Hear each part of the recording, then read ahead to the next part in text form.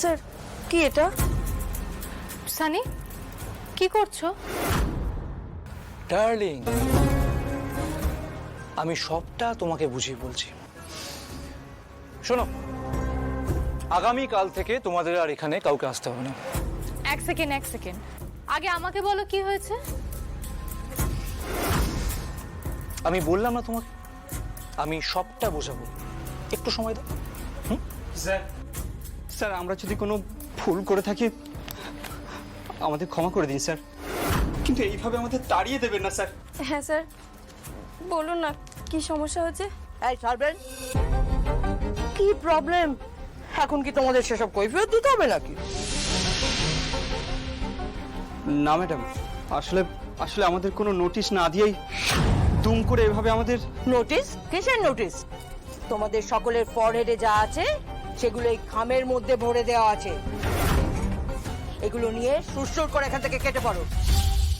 মম, তুমি প্লিজ শান্ত হও, ওদের সাথে এইভাবে কথা বলো না।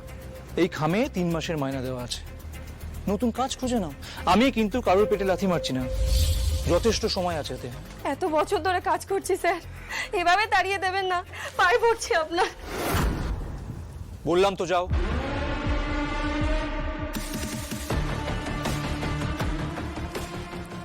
সুপর্ণা, সুপর্ণা, আমার কথাটা তো শোনো। আই এম নট গেটিং ইট সানি। সব হাউস হেল্পদের তুমি তাড়িয়ে দিলে, তাহলে বাড়ির সব কাজ কারা করবে? বৌমা বৌমা, হ্যাঁ, 1 মিনিট। বলছি কি, তুমি একদম চিন্তা করো না, আমরা সবাই তো আছি। আমরা সবাই মিলে বাড়ির কাজ ভাগ করে নেব। ওই কুকিংটা আমি করবো, কেমন? আপনি রান্না করবেন? কেন, শাশুড়ির হাতে কুকিং তুমি খাবে না?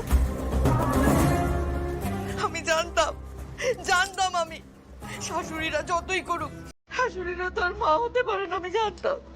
মা, মা আপনি ভুল ভাবছেন, আমি সেটা বলিনি। মা, আপনারা ছাড়া আমার আপন কে আছে বলুন তো? তাহলে এই মাদারের কথা শোনো, আমি সব কিছু সামনে নেব। যাও যাও, তুমি গিয়ে এখন রেস্ট করো, যাও।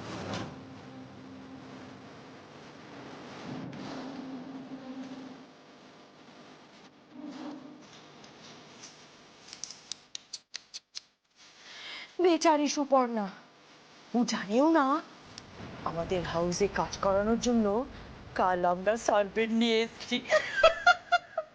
ইয়া মম, ওই সাগর বসু মল্লিক কি ভেবেছিল মেয়ের নামে এই সমস্ত সম্পত্তি উইল করে মেয়েকে আমাদের হাত থেকে বাঁচিয়ে দেবে?